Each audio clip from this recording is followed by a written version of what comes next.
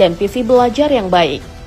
Dilansir dari Tempo.co, Ibu Tito Kordia Ahmad mengatakan sebelum pindah rumah mengikuti ayahnya ke Jalan Sambu, Tito kecil sempat tinggal di Jalan Pangeran Sidoing Kenayan atau kawasan Tangga Buntung.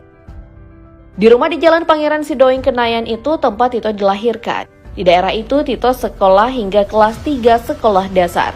Ia kemudian menamatkan sekolah dasar di SD Saverius 4. Kemudian Tito melanjutkan sekolahnya di SMP Saverius 2 dan SMA Negeri 2 Palembang.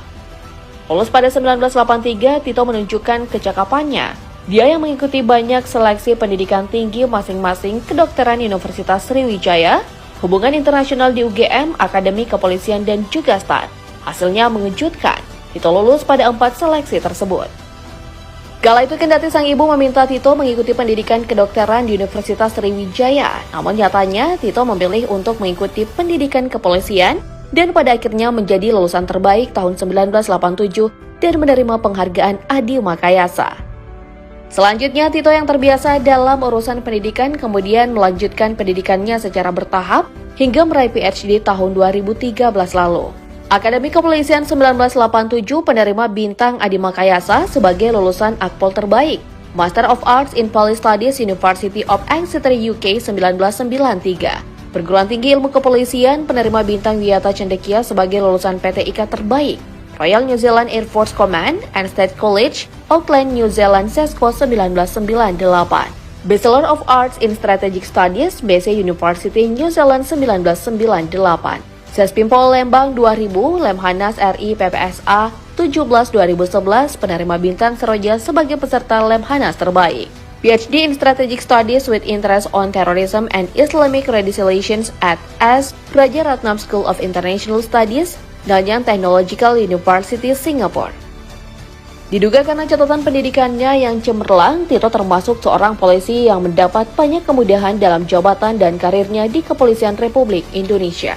Setelah lulus Akpol dan mendapat pangkat perwira Ibtu, Tito tak butuh waktu lama untuk mendapat kepercayaan sebagai Kanit Jatanras Reserse Polres Metro Jakarta Pusat tahun 1987. Kemudian naik sebagai Wakapolres 1991 dan kemudian Kapolres di wilayah Polda Metro Jaya 1996-1997.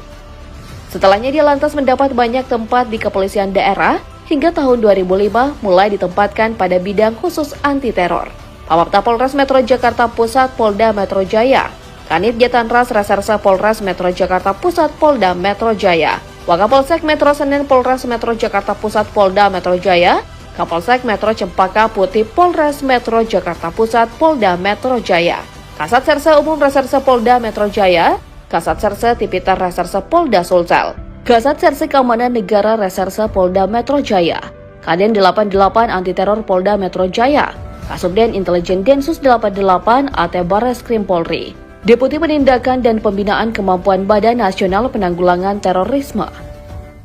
Lalu kemudian mendapat kenaikan pangkat luar biasa.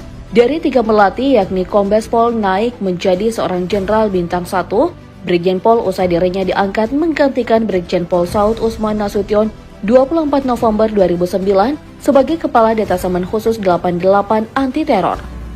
Sejak saat itu, dia kemudian menjelma menjadi Jenderal Polisi dengan karir mentereng. Setidaknya setelah naik pangkat sebagai Jenderal Bintang 2, Tito tahun 2012 sampai 2016, sudah menjabat sebagai Kapolda Papua dan Kapolda Metro Jaya.